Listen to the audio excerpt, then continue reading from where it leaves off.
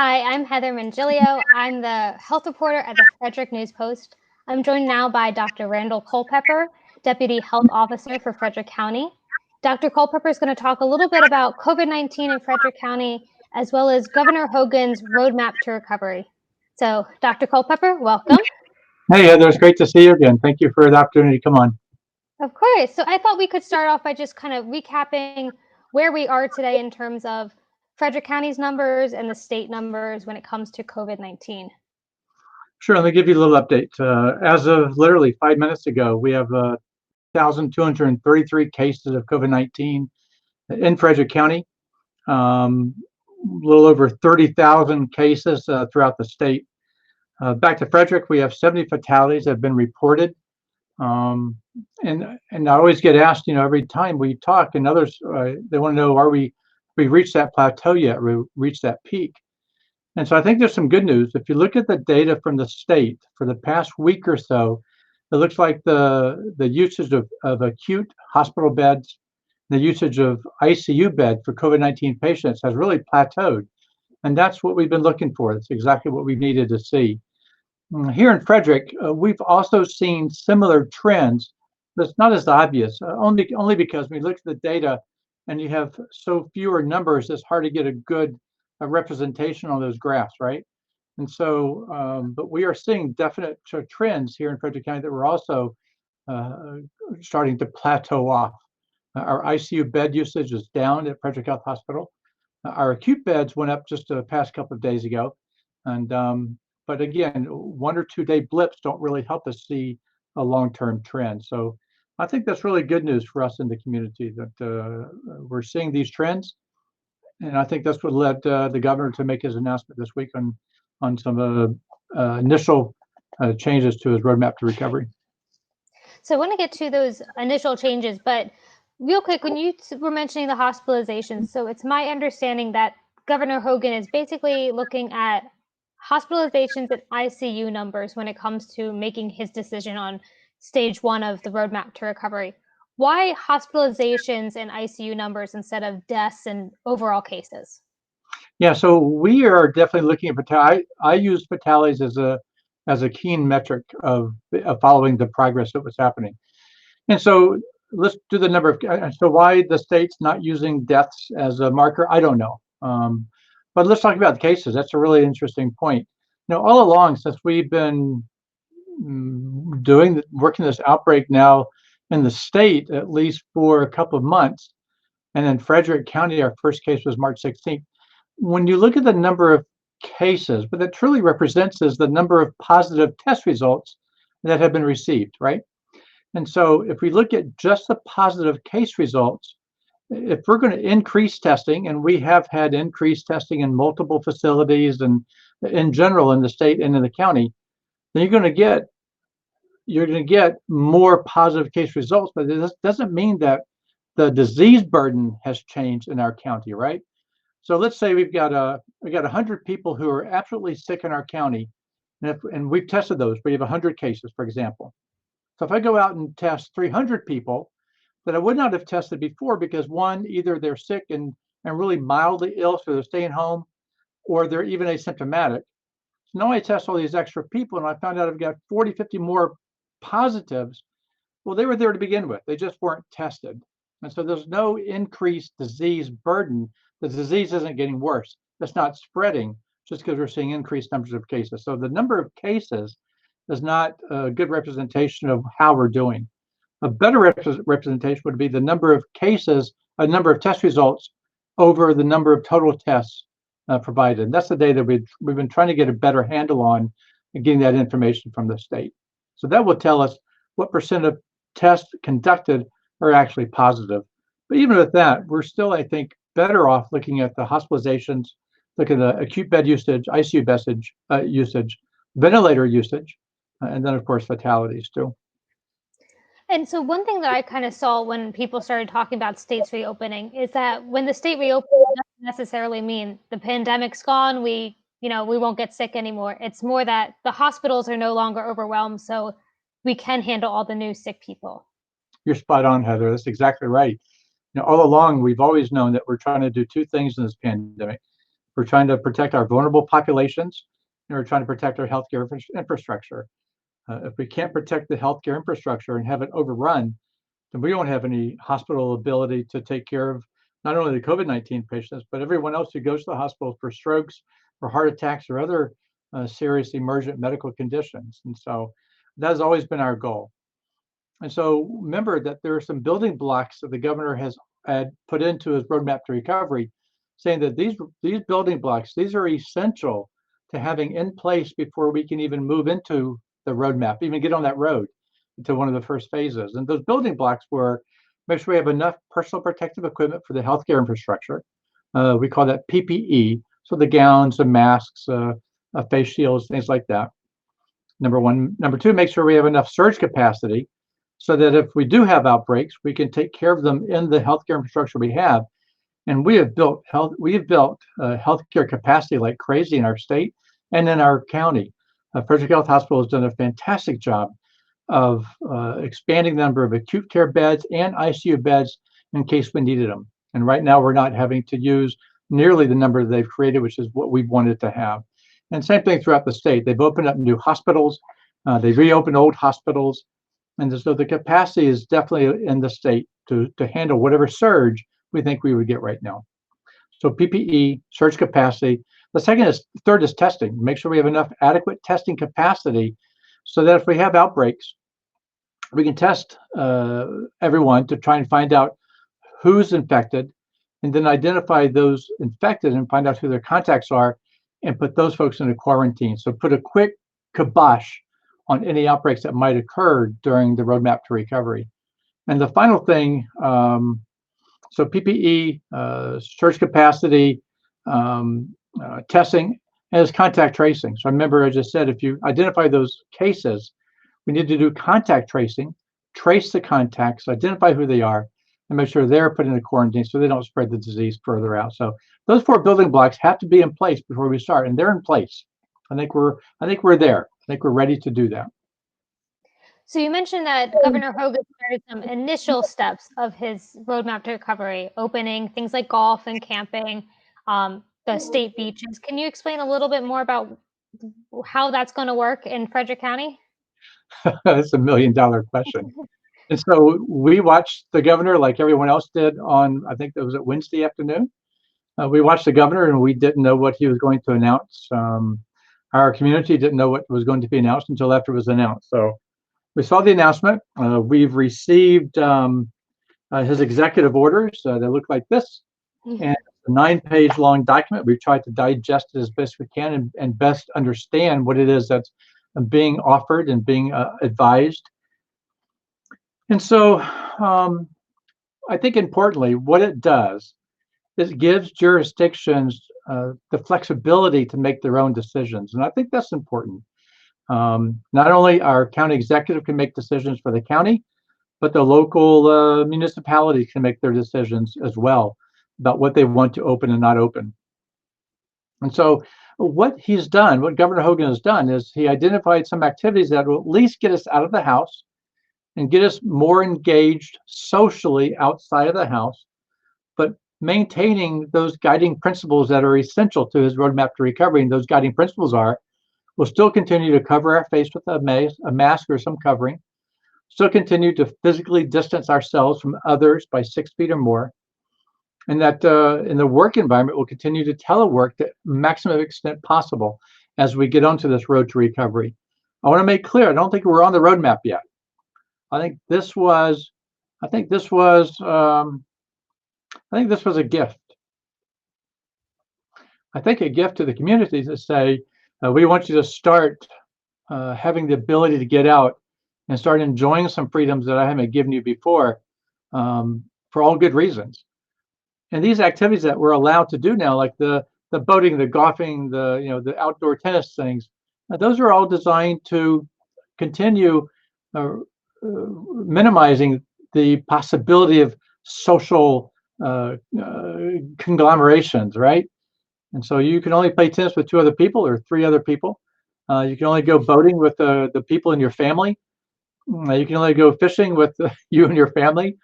So it's still not designed to allow all of us to get back all out in the streets and the parks and out there doing things as groups, large groups of people. Not at all.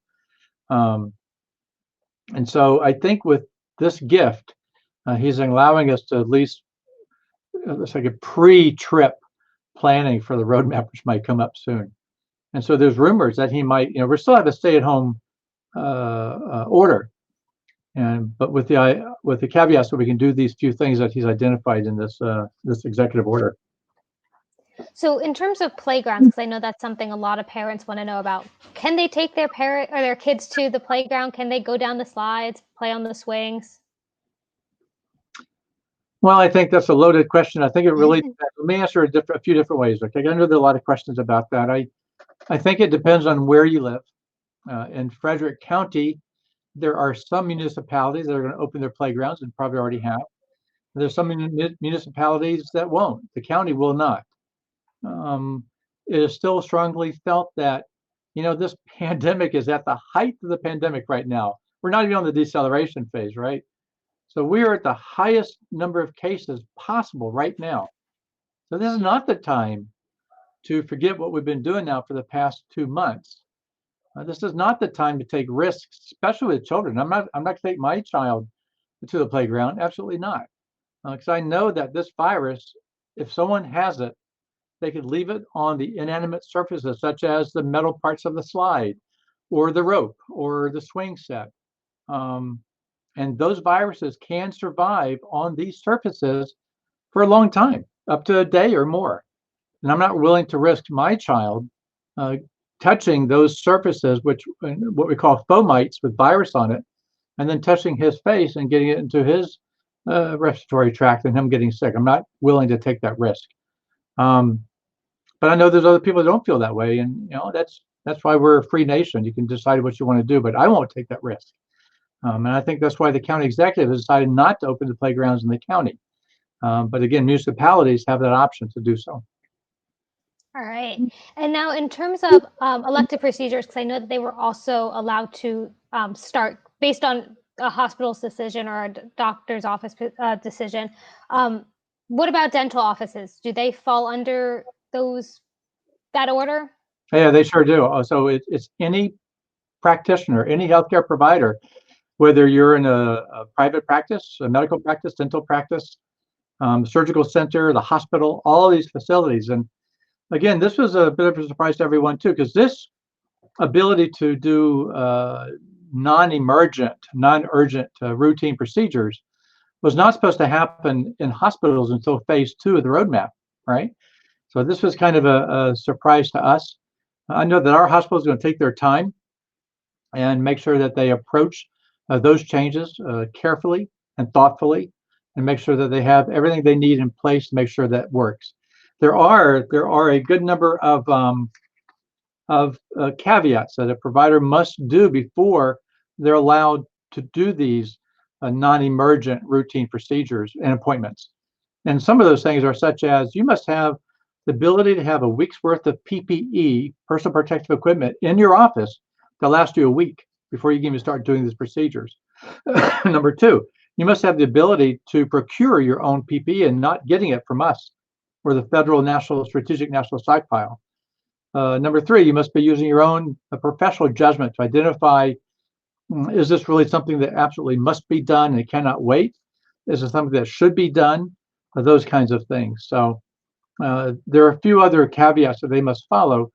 And when a provider or a facility can certify that they have met all of those, I think it's about 5 criteria, then they must send a letter to the state saying that we certify that we meet these criteria and we're able to now do these routine non-emergent procedures and appointments in our office or our facility.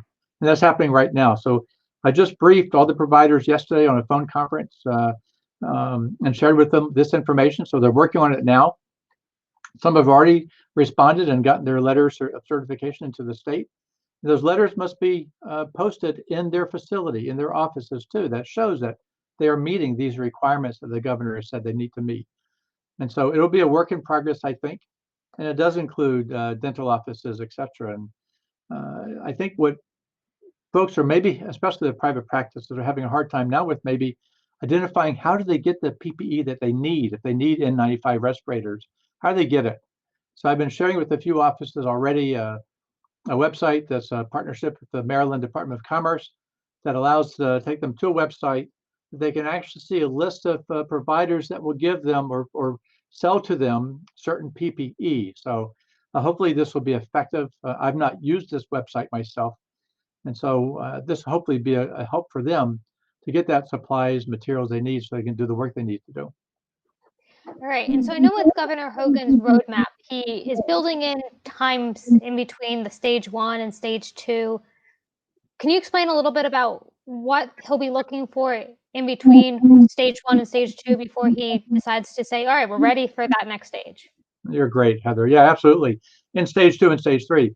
And so go from the beginning. Once we met those 4 building blocks, and we have, once we make sure we adhere to those general principles of continuing teleworking, continuing face coverings, continuing physical distancing. I don't like to say social distancing. I like to say physical distancing. And then we can, and once we've seen a couple of weeks worth of declining trends and those metrics that we're measuring, then we can launch onto the roadmap, right? So that'd be phase 1.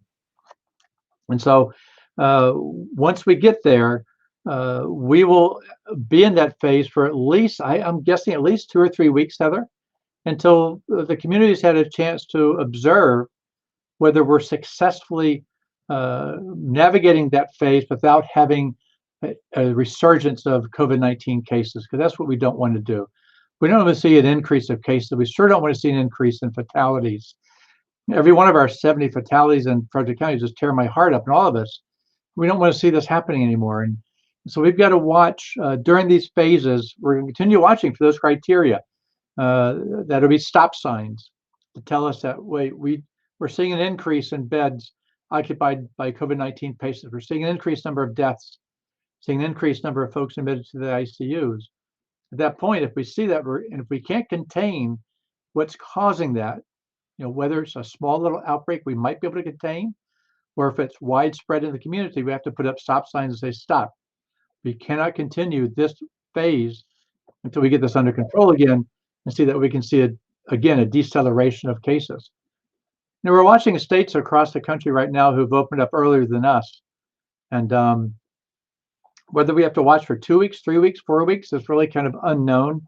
But we know that the incubation period for this disease is 1 to 14 days. So if we're going to see outbreaks, we should see them within a week, because the average incubation is 4 to 5 days. We should see new cases within a week. But we have to see if that's a sustained trend where we have to say, hands up, stop, guys. Let's take a pause, get this under control before we go any further. And that's why the first phase, again, are baby steps to really get us used to operating in a new phase, to opening up some businesses that can offer curbside services or drop-off services. We can get some restaurants open that we can have fewer people. Now, I know all of these things are problematic. I know that folks say, if I can't be fully staffed and operating with full capacity, it's no good to me. Well, I'm hoping that they're going to find it's better to have some income than no income at all. And I know it's a balance between paying off employees, paying salaries versus getting income from the businesses. But that's what we need to do. We need to take these baby steps and make sure that we are successful and that we don't see a terrible, huge wave of resurgence of cases. And so right now, with that gift that you call it, the opening of camping and golfing and those kinds of things, do you think if people don't adhere to physical distancing during that week, we might see Governor Hogan say, never mind, I'm not moving forward? Yeah, that's a great question. So we know from what we've seen around the country, we know that we've seen already in our community in Frederick, when we're all supposed to be sheltering at home and we're all supposed to be only doing mission essential work. We've seen many, many, many, many instances of folks not necessarily following the rules, right? But we're a community of 260,000 people. And if the overwhelming majority of those people are following the rules and doing what's being asked to do of all of us to help preserve life, preserve our community, then I think we'll be okay. And I think the same thing throughout the state. I can't tell you what Governor Hogan would do if he sees gross violations, excessive violations of what he's asking us to do. I can't say what he would say, but we have to wait and see. All right. So I want to switch a little bit to the uncertainty of this disease because I know that is something that kind of couches everything. We don't know a lot yet. Yeah. But one thing I've seen a lot of people start to question is when did this disease actually come to the United States? When did it come to Maryland? When did it come to Frederick County? And I'm seeing people, especially there's a mayor in New Jersey who's claiming he had it as far back as November. Can you touch on that at all? Yeah, you're smiling. Yeah. Can you give me some easy questions, please, Heather? These are hard. Um, yes. Yeah, I've been reading those reports too from many places around the world that there's some evidence that shows the virus may have been circulating in some populations way before they were ever detected in that population. So I'll give you the punchline right up front. I don't know if this virus is circulating in Maryland or Frederick before we first detected it. I mentioned we got the first positive test result on a patient in Frederick County on March 16th. So that person was probably sick a few days before that. And but did we have people sick in February or January? Could this virus have been in our community before then? I might have to say yes.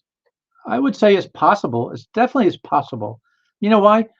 Because we were having travelers before the travel bans were set up for China. We were having travelers from China come into our country.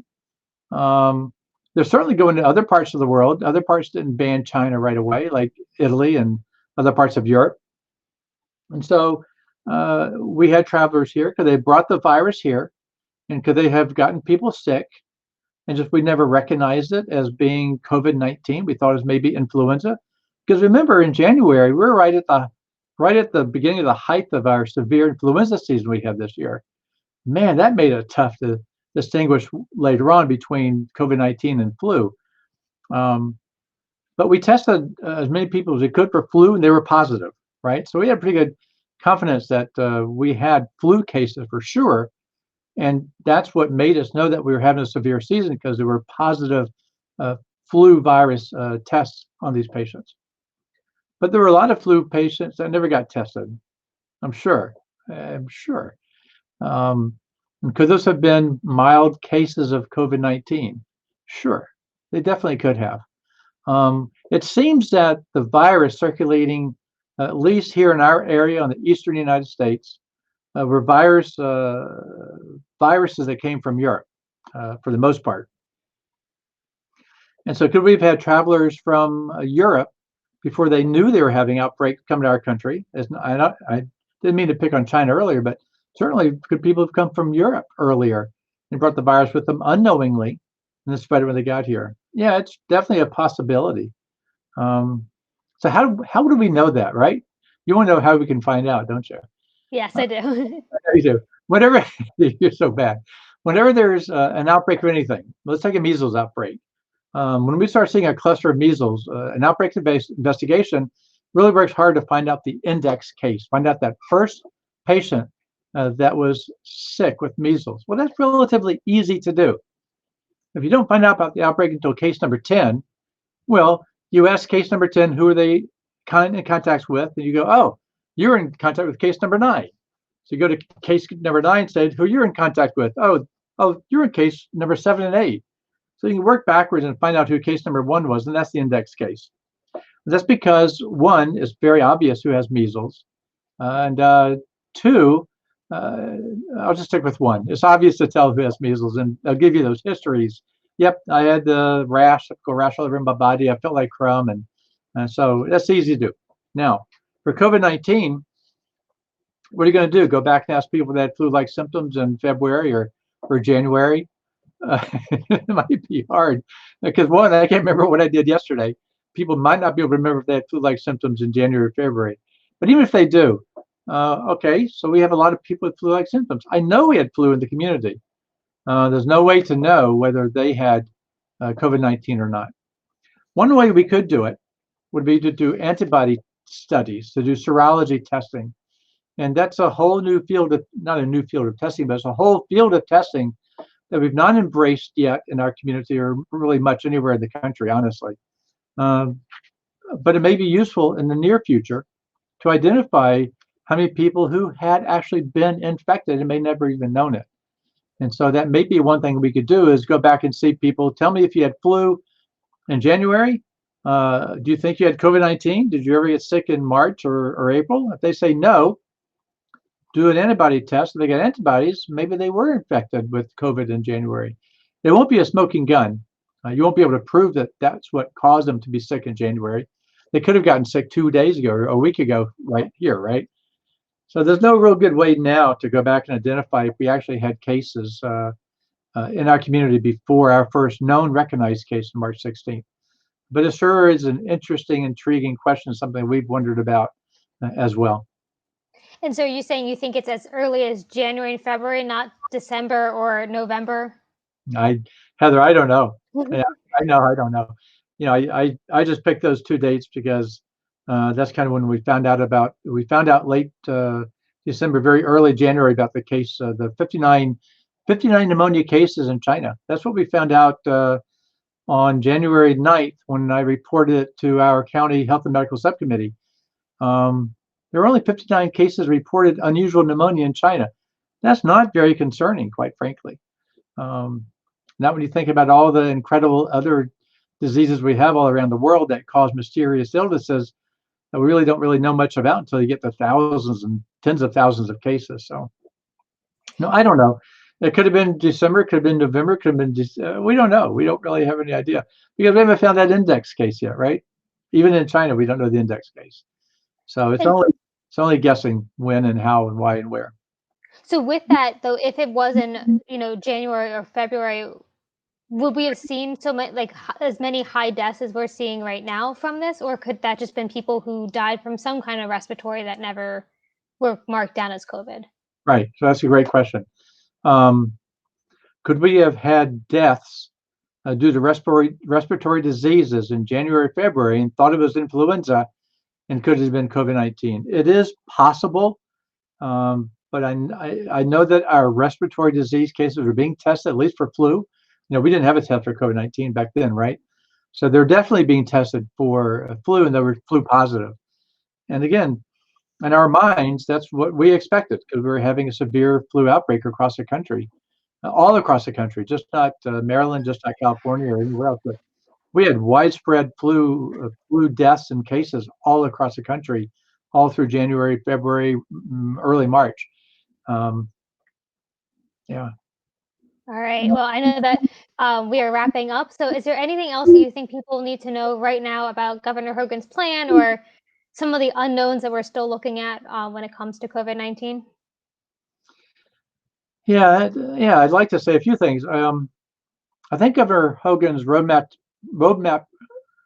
to recovery is a good one. I think, and I said this with y'all last time we were on air, I think it's a well thought out strategy.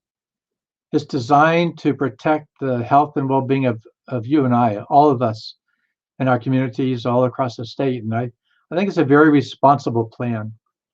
We know that he has consulted with tons of scientific, medical, and business advisors. He set up an advisory group for every different sector of the economy to identify for their sector how best can you roll out that particular sector, whether it's the food industry or manufacturing industry or whatever.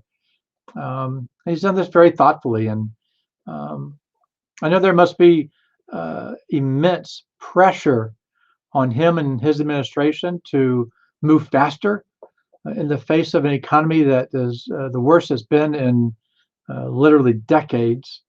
So I know there must be immense pressure. I can't imagine, but I admire him for continuing to try to stay the line, offer some hope and some small steps that we can take as we work towards getting on that road to recovery. This virus is not going to work on a calendar. This virus is one of the worst viruses I've ever seen in my entire career for the way that it has affected people, the infectivity, the ferociousness by which it just hurts a person's body And I'm not just talking about an old 80-year-old person in their nursing home, but I'm talking about even young people, 10, 20, 30, 40-year-olds that are, their bodies have been ravaged by this virus. And we don't know what the long-term effects will be for sure. But this virus is awful. Trust me when I say this. This is not the flu virus. This, I would say, what I hear from friends and colleagues and others that have told me, this is 10 times worse than any flu they've ever experienced in their life. So please make no mistake. This is a serious, serious, serious disease. And all of us are tired of being at home. We're tired of not being able to get out and go and do what we want to do. But this is not the time to relax those fantastic actions that all of you have taken out there, and to try to stay safe and keep yourself safe. This isn't the time to change that. I encourage you to follow what's being offered, follow what's being asked. If you're out about, and I want you all to get outside this weekend. It's going to be kind of cold on Saturday, but get outside, but do it responsibly. Take your face mask with you. It's not going to hurt you. Take your face mask with you. Use your face mask in our stores. I hear stories all the time of people refusing to wear a face mask in a retail facility. There's no need for that. It's just, take your face mask. By you wearing that face mask, you protect the people around you. When I wear my face mask, I'm gonna protect you, and that's what our folks should do for each other. And I encourage you to do that. But get out this weekend and do fun things. The parks will be crowded. I'm sure everything will be crowded. But try to keep your distance. But do those things. We all face obstacles in our life, both at work and at home. And I know that we're all working hard to meet those obstacles, to get past those obstacles. But I want everybody to know that you have something inside of you that is much stronger than any obstacle you could face, and you will face this obstacle just fine. We know that the best views always have the hardest climb. And so please, I know this is hard, but continue doing it, and we'll get there all together at the end. So. Well, on that note, Dr. Culpepper, thank you so much for joining us. I think you've answered a lot of our questions. For anyone who is just tuning in and wants to see the beginning, this will be on our Facebook page and also probably attached to our website as well. You can also continue to read all of our coverage of COVID-19 at fredericknewspost.com. We update stories every day to give you the latest news on this disease. Dr. Culpepper, thank you again. I'm sure we'll be in touch soon. I'm sure we will. My pleasure, Heather. Thank you and all your staff at the Frederick News Post. You guys are doing a great job keeping everybody informed. Thank you for that. Of course. All right. Thank you.